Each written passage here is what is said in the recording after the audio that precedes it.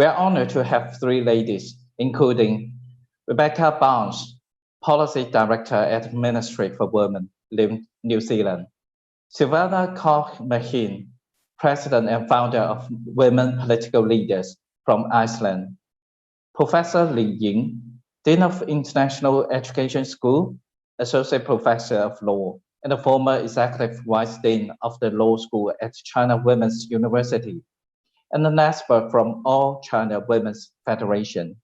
Silvana is based in Europe, so it's in her early time. We prepare a pre-record video for you. The Women Political Leaders, founded by Silvana, is the global network of female political leaders at national level, including the European Parliament. WPL provides a platform for the exchange of ideas, experiences, and best practices between female political leaders in the worldwide. So, the first questions for Silvana. Women's political leaders is set to foster global conversations and collaborations to push for urgent action and accountability. Can you please elaborate more on how WPL drives the public and private collaboration? Well, Women Political Leaders was established as the first ever network of thousands of women politicians from around the globe. And this includes former and current heads of state, heads of government, ministers, parliamentarians, also local and regional politicians who work together, share ideas, and support each other to make a change in the world. And this is the first starting block of Women Political Leaders. Women Political Leaders has since 4 years established the Reykjavik Global Forum, which is an annual preeminent gathering of women leaders from across all sectors.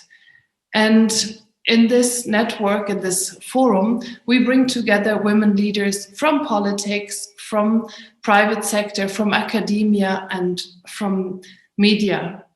Also, for example, at the APEC gatherings in the past years, Women Political Leaders always hosted the Women Leaders Breakfast, to which Diane Wong was always an attendee, and she made sure that the work of APEC Women Connect is appropriately seen and recognized in its importance. And we obviously hope that these kind of gatherings will be feasible again soon. Women leaders, in our experience, really need 3 things, and that's community, connection, and communication. And that's what we try to provide at Women Political Leaders, that we provide community, connection, and communication for women leaders. We do this at our own Women Political Leaders Summits, and the last one just took place in June 21st and was co-chaired by the United Nations Deputy Secretary General Amina Mohammed.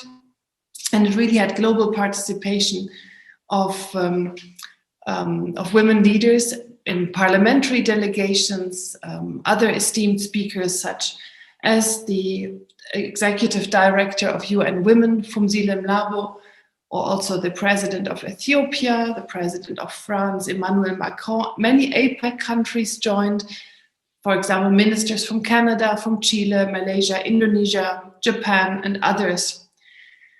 And this is an important gathering because it's so crucial, the perception of leadership, the perception of women as leaders. We can say perception matters.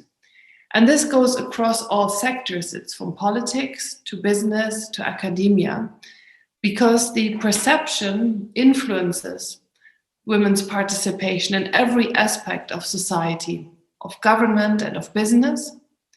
And we can see that in countries or sectors where the attitudes and policies do not facilitate and empower women's leadership, but on the contrary, block them, hold them back, the women who are leading pave the way toward a more equal society, because they show what can really be done. And these women encourage not just other women, but everyone to realize the value of equality. Women Political Leaders has just launched an amazing initiative called Leading Edge, and it showcases examples of women business leaders across sectors and around the world, visionaries like many of you and certainly like Diane, whose work significantly impacts their country's economies. So we are really determined to drive the transformation in perceptions of women's leadership. Okay, the second question, one of the most important aspects of women empowerment is increasing the number and influence of women in leadership positions. In particular, the political sector. Are there any new development or case studies that can be introduced to private sector as well? In some ways, the private sector is really leading the data collection and the resource provision for making the case for how important it is that women are included equally in leadership. So, for example, the organizations like the OECD, or also companies like McKinsey or Credit Suisse or many others have built the business cases and how corporates, how business thrives, does much better if there are more women in leadership. In politics, what we see is that, for example, the World Bank or the International Monetary Fund have provided the figures of what it would mean if women would participate equally in the economies. So if they would be included in the economies as much as men are. And what the mind-blowing figure is that's given is that the global GDP would be rising by 26%. So $28 trillion could be added to a global GDP in 2025, so soon, if women would participate equally in economies. Now, this is like, I've been told, like adding another China and India to the global economy. And this would just mean including women, resources, intelligence, human resources that already are there equally in the economy. But the reality is that less than 20 countries in the world, by law, by their legislation, treats women in the economic sphere equally to men. So there are lots of blockages for women to participate the way that men can. And if economies would thrive that much, they would be stronger, and it would be a driver of prosperity for everybody, for all, not just for women. And what we've seen in the recent pandemic is that the whole world witnessed the increased role that women leaders took.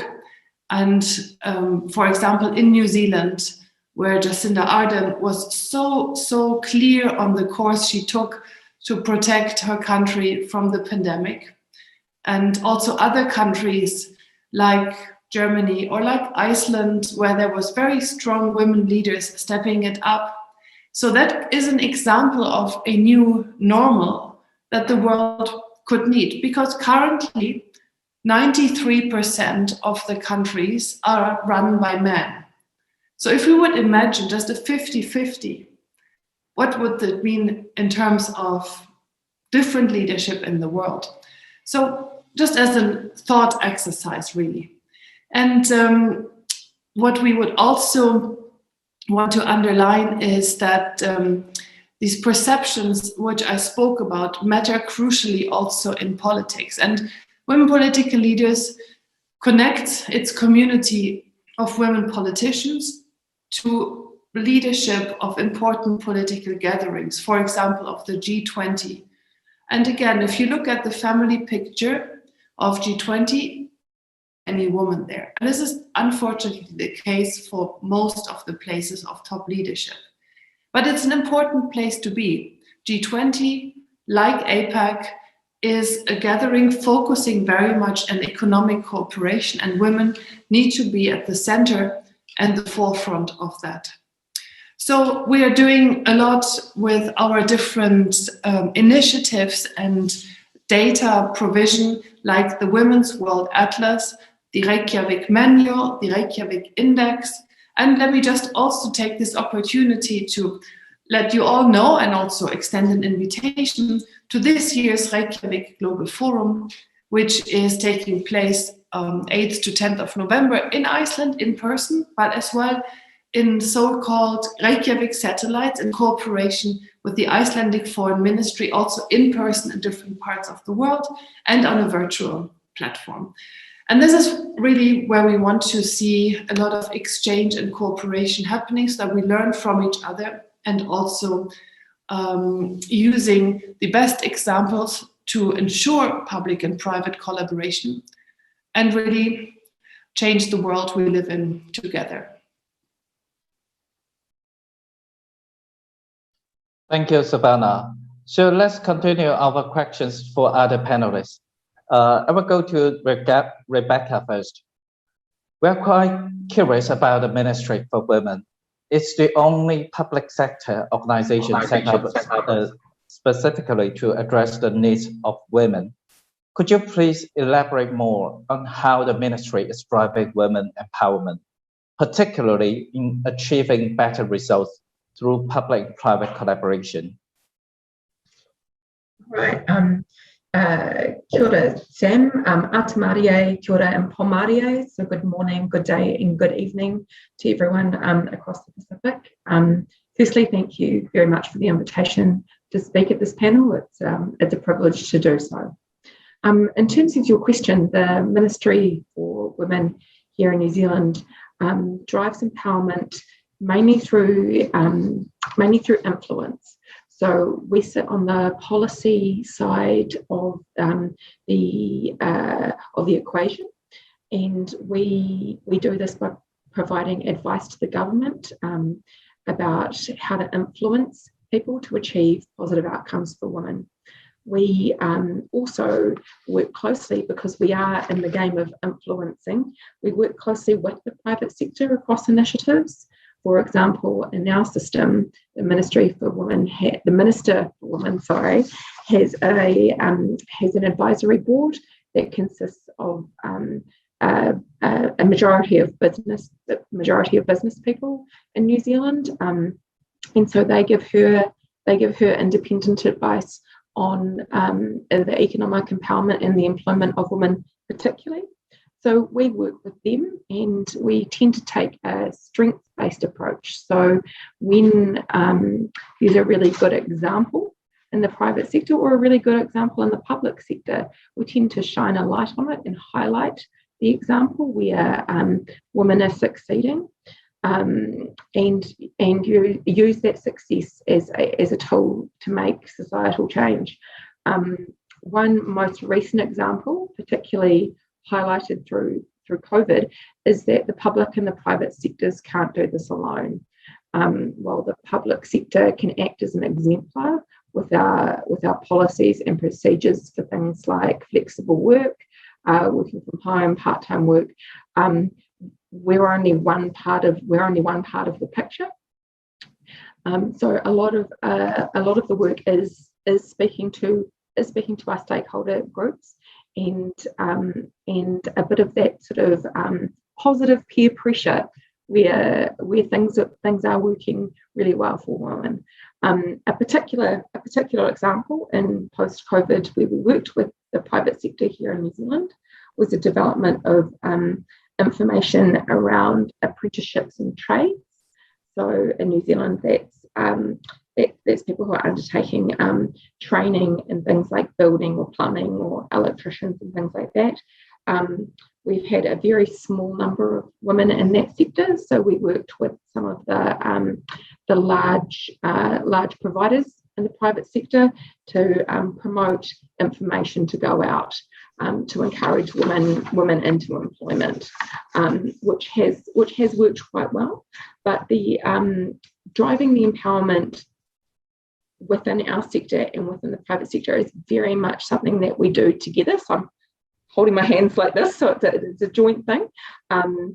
We in the public sector do strive to be very good examples, but we also have, there are big business in New Zealand that does a wonderful job of promoting women's empowerment, ensuring women in leadership, and having equal pay. So we also need to learn from our friends in the private sector as well. Thank you, Rebecca. We see the holding hands in New Zealand. So let's fly to China. Professor Lee, as a profound researcher in women empowerment, can you share with us the public-private partnerships that you have experienced in China? And please share some cases that we can learn from.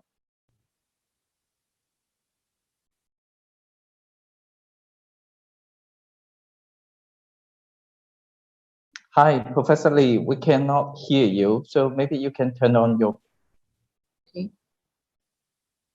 Okay. That's perfect. Thank you.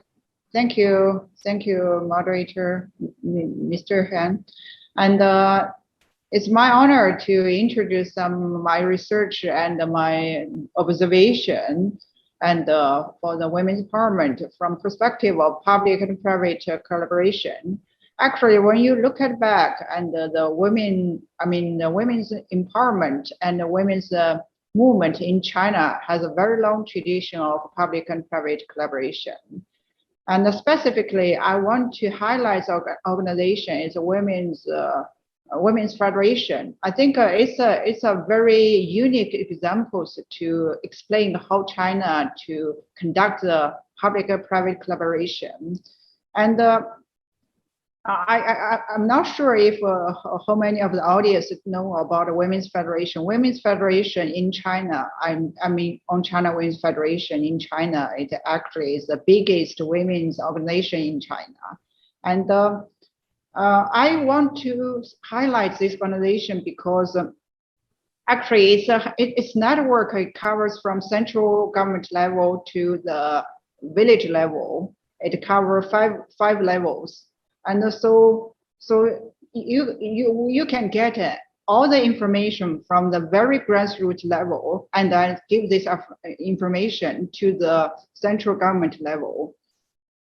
And another point I want to see is actually because the On China Women's Federation have a very close connection with government and also with the civil communities. So you from their network, from their publications and from their policies, you can see all the opinions and the ideas that you can read from their publications and from the research report.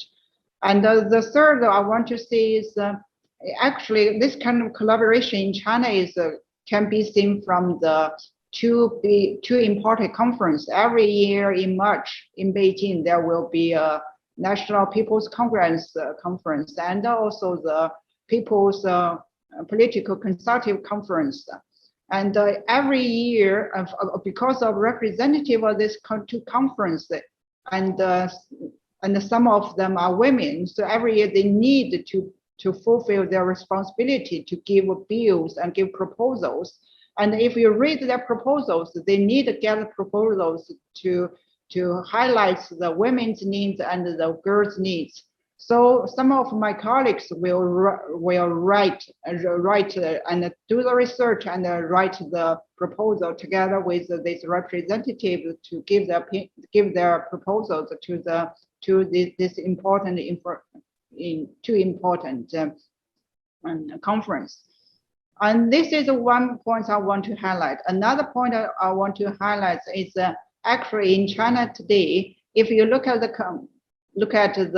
public and private collaboration, and I want to see that according to law, the law of the women's interests and the rights, I think the law cannot see in many other countries. In China, we have the women's law, specifically to emphasize the women's rights and the interests should be protected and should be confirmed. And according to the article of the law, that the women has the rights to give the opinions to the government, and from the Women's Federation, and also they can give these opinions and consultation to the government. And I want to give examples that you can see more clearly how women's empowerment, especially, I mean, the economic empowerment. Last month, I went to the town in Jiande County in the Zhejiang province, and together with my students, my graduate students, we did the field trips. So we visited a female entrepreneur, and her story is really, I think, a very good illustration how the public and private collaborations. I'm shocked because I read her story in the magazine, in the airplane. I mean, the airplane magazines as examples of how including her products is we could say is Danjub. Danjub is a very special herb that you can get the ingredients for the medicine that can very important for the cardiac. And I'm very shocked by her story because I understand that he can do such a big business. He must graduate from college. Actually, she is not. She is just a graduate. I mean, she has never been to the college or university, but she conducted this business very successfully. I mean, that is collaboration from the public and private collaboration. And before she, I mean, plant this herb and organize her villagers to plant this kind of herbs, that she raised chickens. And because China concerned more about environment protection, and the government considered to change the industry, local industry, into a environment friendly economic industry. So they actually, the government and together cooperated with the university and the research institute to find that this place is a very right place to plant the Danjub. So they encourage these women to be the leader, to organize the local village to plant. And I want to see this, they experience such a feeling and before they succeed. And but during the whole process, the government and support the Zhejiang University and the Zhejiang Institute of Agriculture and Science to cooperate with these women and provide technology, and the government provide the funds. And during the whole process, the government believe that if they choose the right person and they together with the department, I mean, like a university, to find the right industry can be grow in this area. If they find right person, they support the whole process, and then they could succeed. And I think maybe some days some of you, if you can visit China, I think it's a very, very good example to see how they cooperate during this process. Yes. Thank you, Professor Lee. Rebecca, we understand it's not an easy job to push for women empowerment. So what are the difficulties do you see for public and private collaboration to help women? And how have you addressed any of these difficulties, and in what jobs would need more effort? Thank you. One of the key difficulties across everybody in both sectors is really driving this change in and of itself, because people are so resistant to change, or resistant to what they don't know, or what they haven't experienced before. So part of the difficulty of this change is convincing people that, you know, it's the right thing to do, and it's good for your business, and it's good to have diverse leadership. So we do this, again, similar to the earlier point around influencing change. So holding up really good examples. For us in the public sector, we do a lot of research. We look at issues like women on boards, and we help women see these opportunities and push women on boards for the public sector. For example, we've got around 50% of women on the public sector boards. So we use that as an example to prove that this change is a really good thing.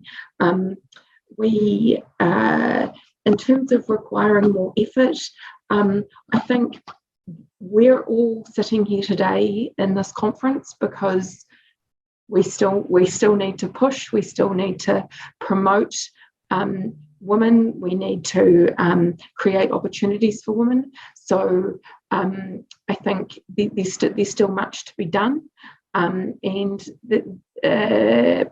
empowering women economically in the public and the private sector. I mean, we've all many of our economies have spent hundreds of years not having women empowered. So it's not an easy fix. So one of the difficulties is in places like the Ministry for Women, we can see this, and we want change, in evolution, and we want it faster. But part of addressing it is being very methodical and very clear about what we're trying to achieve and why, and again nudging those changes through. We in New Zealand are hoping that public service again is an exemplar with women on boards, and we're hoping that will nudge the private sector in New Zealand to empower women into leadership positions. So I completely support my earlier panelist's comment about perception matters, and it matters a lot. You can't be what you can't see. So we need women in these positions. We need women leading business, and we need to shine a light on it. And for the public sector, that's where we can come in. For example, the ministry works with lots of sectors who are doing this work themselves. So one example in New Zealand is the Architects and Engineers Association. We recently our minister attended a meeting where they're actually doing this themselves. So they can see the work that's going on within New Zealand, and they've seen a gap in their industry in STEM, and so they're working themselves to promote it. So we want to highlight that and promote it and say, hey, look, these got the sectors, and my earlier example about the building sector, the sector is doing a great thing. How about you guys think about it? So that's I don't want to say we've addressed all the difficulties, because as I say, I think these things are going to take a long time, but we can see what we need to do in the pathway to get there, which I think is important. Great, thank you, Rebecca. Professor Lee, following Rebecca's change topic, as a legal professor, you have been promoting changes in legislative works about women's rights. So what is the critical focus of legislative works in China currently, and in the future, what agenda would you like to promote to change? Thank you. So actually, I think the legislation and the policy making concerning women's issues and the gender equality, and I think it's a part of the improvement of China legal system and the rule of law in China. So you cannot separate these two parts to talk about. So also when we talk about this law, I think it's a part of our next 5-year plan for national economic and social development, and the long-range objectives through the year 2035. The Chinese government has published that document. If you read this document, I mean, closely, you can see a lot of problems or challenges that has been pointed out in this document. And it's also in line with our research and our observation. I can give examples. For example, like in the health sectors, it's concerning the systematic mechanism about the cervical and the breast cancer. Actually, this is a program that lasted for many years. And then this time, this document points out that it will be a comprehensive system to prevent and to treat. And another point I want to see is this document highlights the rights of women to receive education. And if we look at China, you can see that actually we know in the primary school that almost 100% girls can receive the primary school education. But this time they talk about the continuously raise the year of the receive education and the quality of education. And also another part, I think this will be closely connected to the law and legislation, is about the gender discrimination in the employment, and to ensure women to benefit the equal economic rights. And the fourth point is about the rural women's land rights. This is a very big challenge in China today, because the contradiction between the formal law and the customary law, and so there's a very big contradiction. So we need to strengthen the law, formal law, and also change the custom to ensure women to enjoy their rural women enjoying their land rights. And another part I think is will closely connected to our law is about the gender impact assessment system. Now China is set up this system, and the reason is that we need to emphasize to improve the data collection, so as to make laws on the evidence-based and the data-based, and to meet the real needs of women.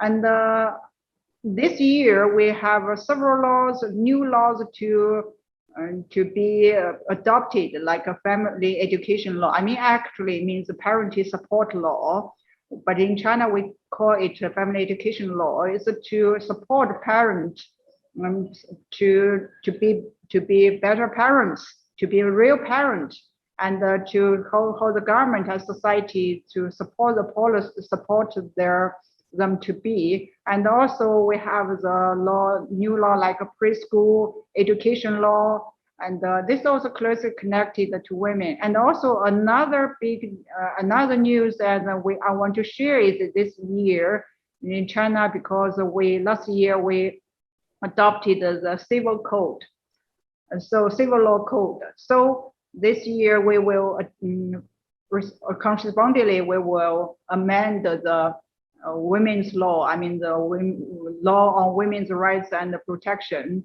or the laws around protection of women's rights and interests. I think there will be a big change on this part. Thank you, Professor Lee. We are running out of time. Here is the last question for both. So, Rebecca, what's the post-pandemic agenda for the ministry? And since we are running out of time, I'll make this very, very fast. For the ministry and the Minister for Women, we know, as in New Zealand as in other economies around the world, women get hit harder by economic downturns. We've seen this happen before. So in the case of COVID, although some of the industries that have been hit have been different to other crises, women have still been have had negative impacts. So the post-pandemic agenda is to ensure that women and girls and other groups are fully included in the economic recovery. A key part of this is to, rather than return to the status quo of how things were before, is to actually build back better. So we've been focused on an employment action plan is the area of policy that we've been working on, to take an overarching look at structural issues facing women in the labour market and looking at making some longer term systemic changes to improve workforce participation, resilience and economic well-being for women specifically. And it's will be a combination of different timeframes, but we're particularly looking at the structural, the way women interact with the labour market in particular, and how we can best promote economic well-being for women. As part of this, of course, there are several facets. So employment is just one part. Part will be how we think about unpaid work that women do a majority of, occupational segregation, and promoting both women into occupations predominantly performed by men, but also men into occupations predominantly performed by women, and progressing some of the pay equity processes, so that work equal pay for work of equal value, which was in train prior to the pandemic, but COVID-19 exacerbated and underlined the need for that work to progress quite quickly. So that's just a very quick snapshot of some of the things we're doing in the economic space. Thank you, Rebecca. The last question for Professor Lee. According to your research in this pandemic, how can the government and private organizations improve women's conduction and career development? And I think besides the general policy for the individuals, for the enterprise, and for the economic sector heavily influenced by the pandemic, I think all of them, they have women working there and affected there.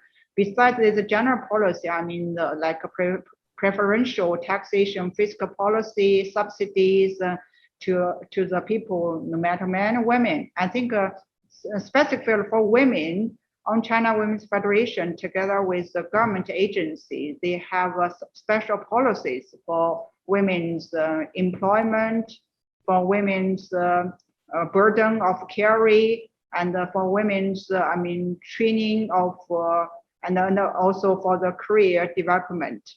And I want to emphasize this because usually still you see today, just like most countries, that women are most likely to be employment in the informal sector. So the informal sector are heavily influenced by the COVID-19. So for this part, according to my knowledge of the information, that they arrange many trainings for women, and also together cooperate with the employer to provide opportunities to work online or work in distance. So, but I want to see is actually COVID-19 amplifies the challenge and the difficulties women face in daily life. It's not a new problem. I think it's a problem lasts for many years. So, and the COVID-19 reminds us we need to accelerate the efforts and to narrow the gap, the gender gap. And because women in the disadvantaged group are more fragile, and if we will not, accelerate this pace on these efforts, the gap will become bigger.